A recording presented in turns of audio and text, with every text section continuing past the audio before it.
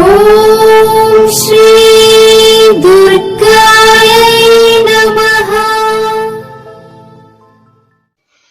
Hi friends, ఎలా ఉన్నారు? Friends, మనం దేవుడికి నైవేద్యాలు పెడుతూ ఉంటాం. నిజంగా దేవుడు ఆ నైవేద్యాన్ని తింటాడా, తినడు అనేది చాలా మందికి తెలుసు. మరి ఎందుకు పెడతాం? సో అదే వీడియోలో తెలుసుకుందాం.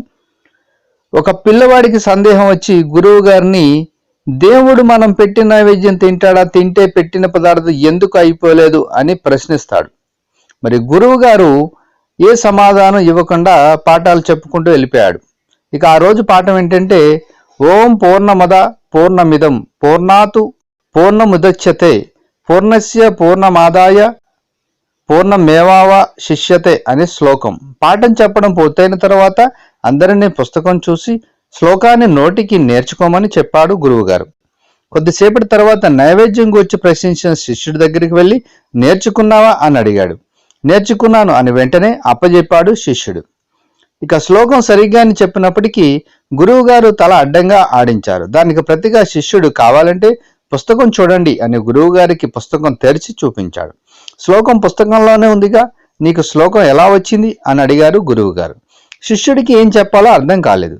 గురువుగారే మళ్ళీ అన్నారు, పుస్తకంలో ఉండే శ్లోకం స్థూల స్థితిలో ఉంది.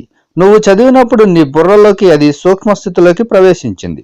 అదే స్థితిలో నీ మనసులో ఉంది.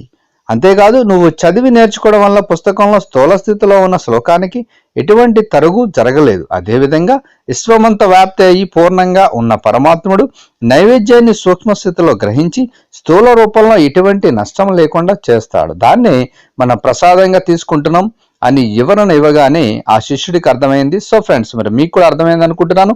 దేవుడికి మనం నైవేద్యం పెడతాం, కానీ దేవుడు తినడు అనేది నిజం. కానీ సూక్ష్మ స్థితిలో ఉన్న ఆ ప్రసాదం దేవుడికి వెళ్ళి స్థూల స్థితిలోకి మారి మనకు సకల అనుగ్రహాలు ఆ దేవుడి నుంచి వస్తాయని మనం నమ్ముతాం. ఖచ్చితంగా అలాగే జరుగుతుంది. సో వీడియోని లైక్ చేయండి, షేర్ చేయండి, తప్పకుండా నా ఛానల్ని సబ్స్క్రైబ్ చేయండి. సబ్స్క్రైబ్ చేసుకున్నారు, బెల్ ఐకాన్ క్లిక్ చేయండి. Thank you for watching friends.